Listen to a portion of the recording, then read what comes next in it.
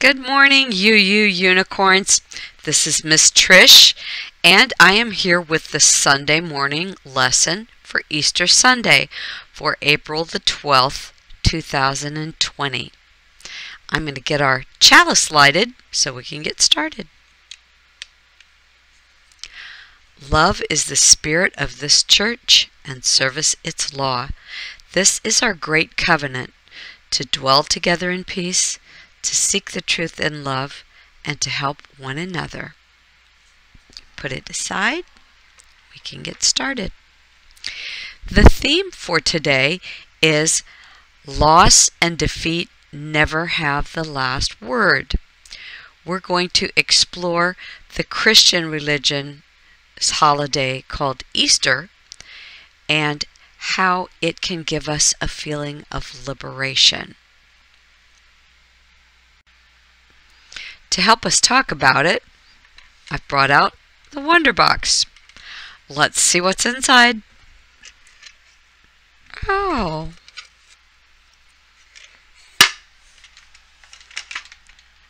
It's a tiny little cross. Isn't that pretty? This little cross belonged to my stepmother. She wore it for many years.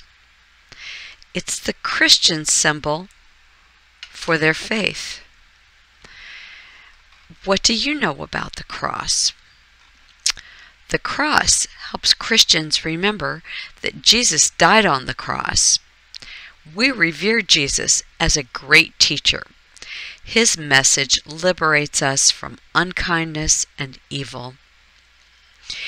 The Easter meaning message for Unitarian Universalists is that loss and defeat never have the last word. One message is about losing someone you love. Another is about justice being defeated. Even though someone has died, we carry their memories forward. Some people say that they can even hear the voices of their loved ones who have died. The Bible tells the story of Jesus' students, his disciples, hearing and even seeing Jesus after he died. We UUs say that it was as if Jesus visited them. Carrying memories or voices gives us hope in times of loss. Loss never has the last word. Another way the story of Jesus teaches us is about defeat. The Hebrews thought that Jesus was going to overthrow the government and be the king and bring justice. But Jesus refused that role, and the hopes for justice were defeated. And yet, Jesus spoke of a larger justice, and his message of justice and love is remembered even now, more than 2,000 years later. We are liberated from hopelessness and into hope when we think of Jesus' teachings. Now let's do a meditation. So get comfortable and let yourself relax. And take some nice, slow, deep breaths. Breathe in and out. In and out. Feel yourself relax.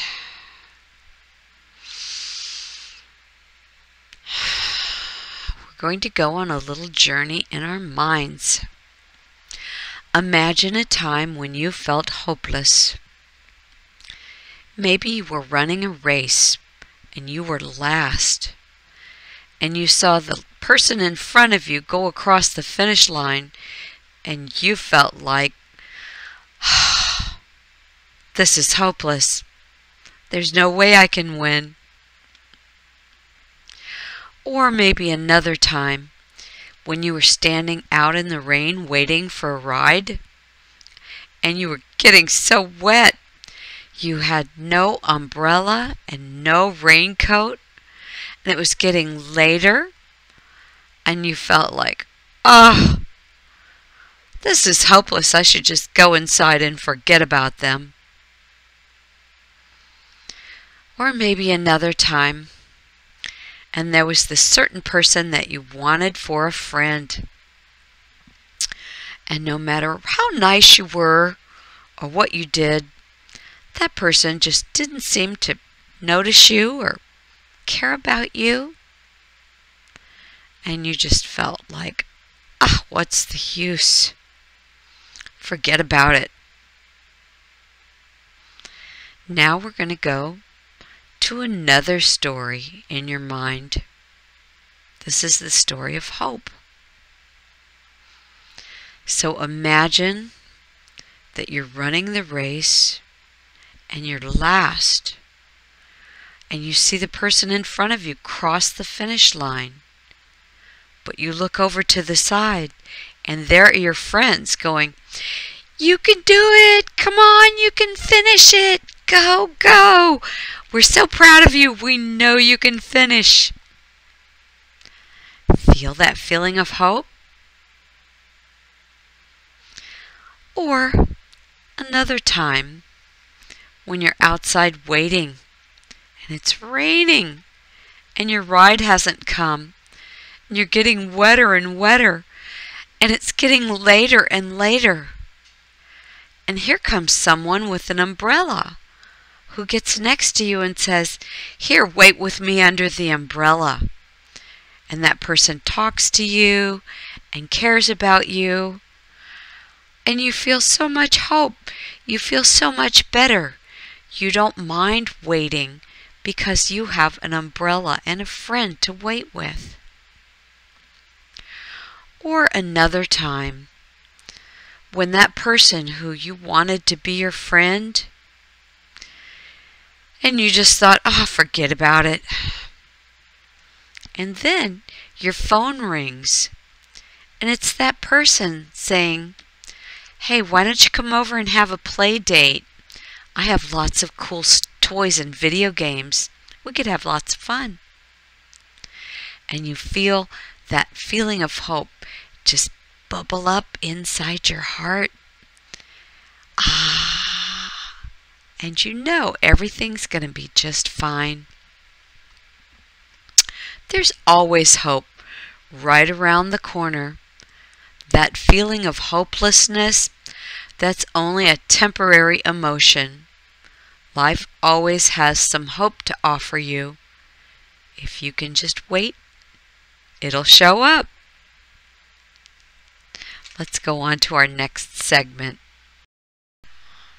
Now I'm going to tell you the story of Jesus, the beloved teacher. Fix the picture.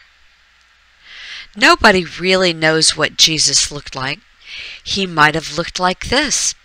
He might have had much darker skin. He might have had short curly hair like an Afro-American. We don't know for sure. But for now we're going to go with this picture.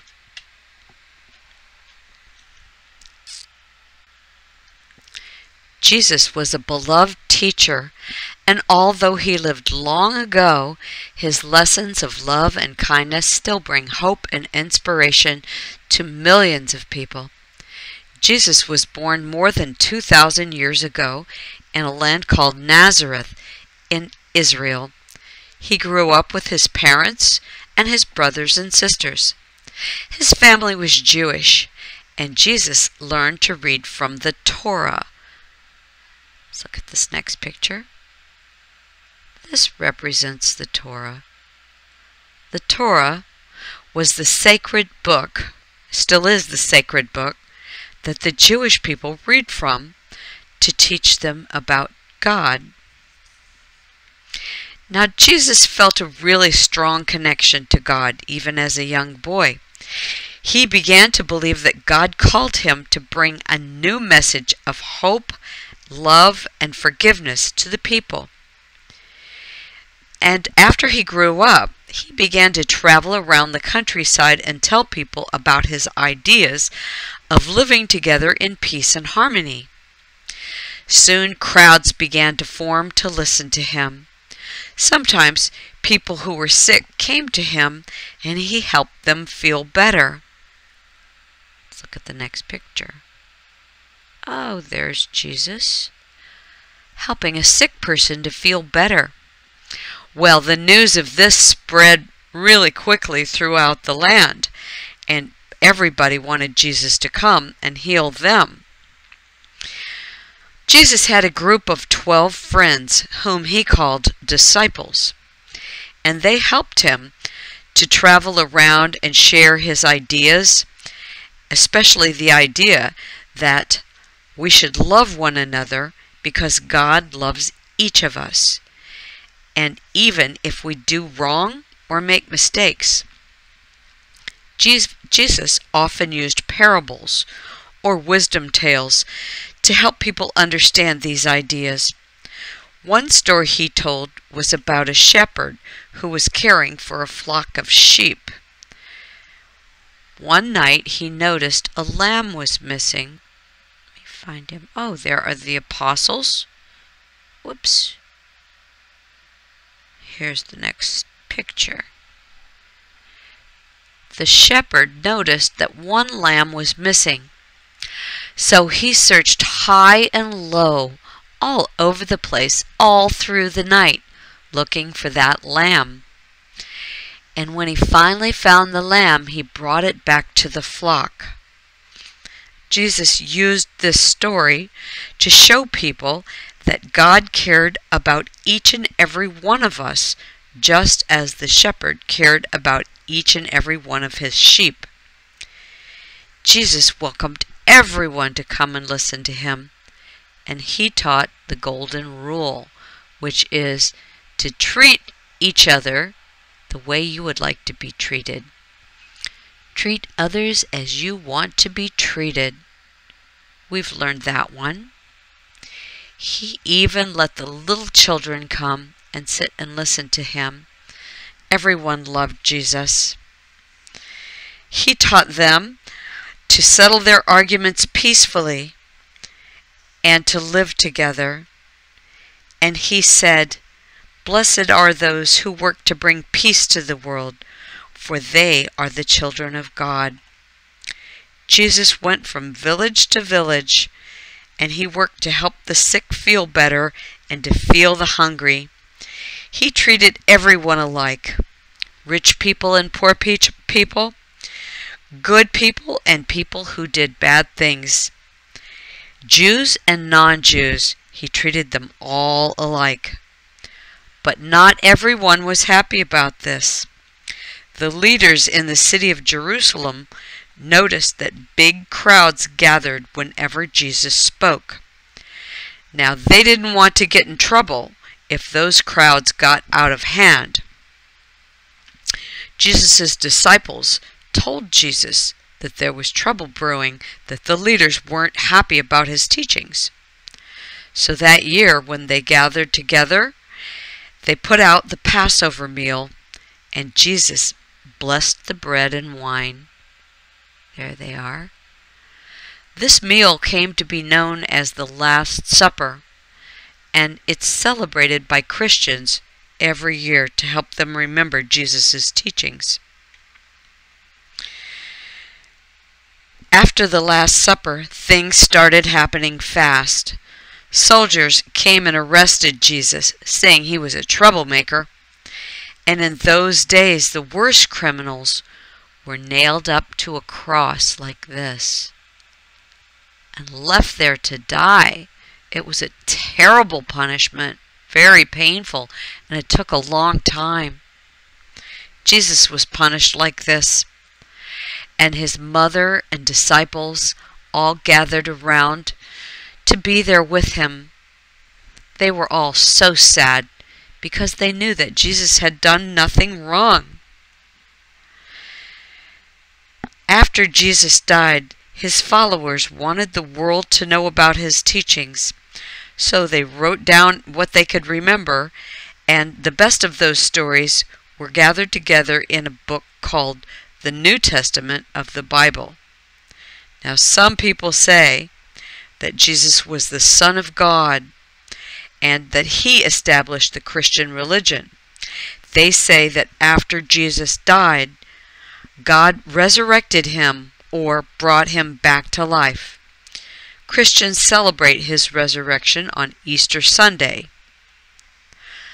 Other people, like Unitarian Universalists, say that he was a wise and beloved teacher, whether or not he was the Son of God.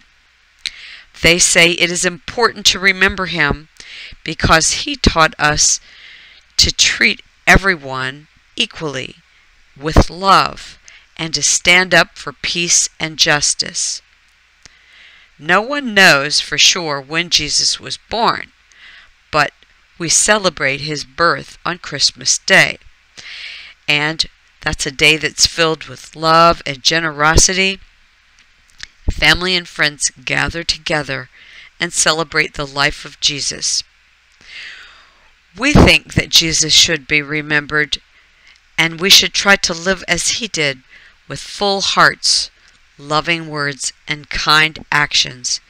Many Unitarian Universalists believe that although Jesus died, his love and teachings live on. When we look at our 7 principles, we see that they are much like what Jesus was teaching. Jesus would have said this. He would have said that we believe that all people are important. People should be treated equally. Everyone should have a voice.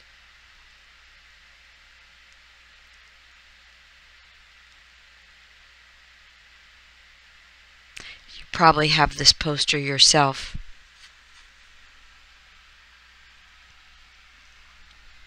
So we're going to go on and do an activity now. We're going to make a chain of hearts. I made this one from an old calendar, and you can probably see the dates on there. This one was hard to make because the hearts are little and the paper was thick. So we're going to make a different one. This is just regular printer paper. Happens to be green. You can use white or any other color you like. And I cut it so that we had the long way is 11 inches and the short way is 3 inches. So first thing you do is fold it in half. Match up those edges the best that you can. Doesn't have to be perfect, but the closer to perfect it is, the better your hearts will turn out. And then give it a nice little crease. Fold it again, keeping all those edges together. Give it a little crease. Now I'm going to crease it really well now that I've got it going. Now we're going to fold it one more time. Make sure all those edges stay together.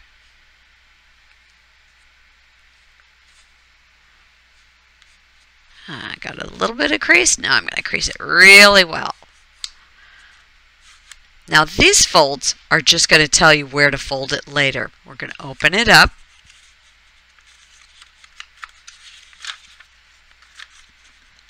Now we're going to make an accordion.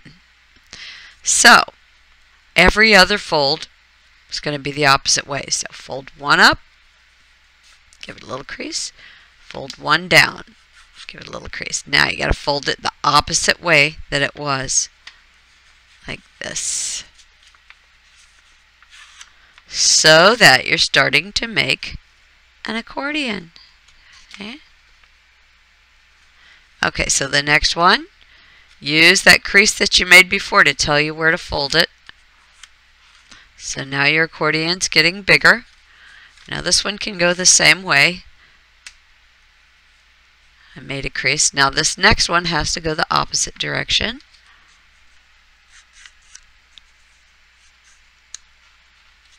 Now this one has also got to go the opposite direction. See how our accordion's growing?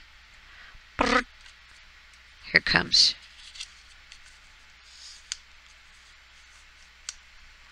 Now you have this. I'm going to try and do this so you can see it. So I've got my accordion. Now the important thing to remember is you can't cut through any of the folds. If you cut through the folds, you'll have a bunch of separate hearts. So I am going to draw on this folded edge. Is going to be where half a heart starts. When I get to here, I have to remember not to cut through that. When I go down to the bottom, bring it up.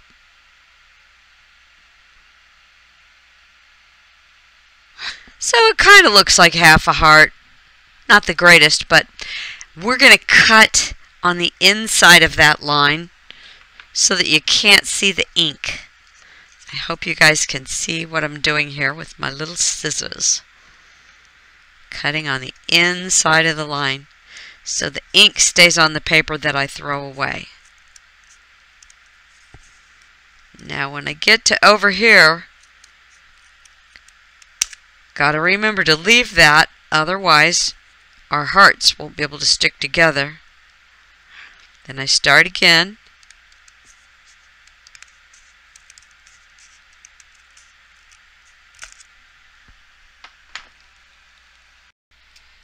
So let's see what we've got. Aww, very cute.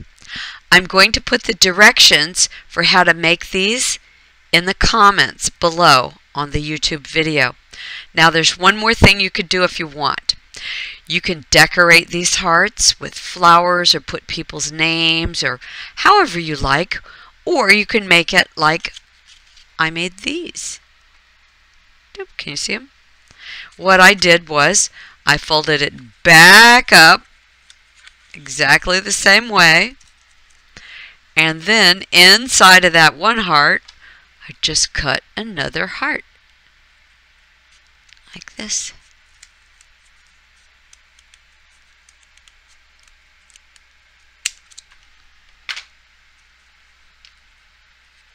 Let's see how it looks now. Oh, that's so cute. I really like that. Sweet! Hi. Let's see, can I make my face in there? Kind of.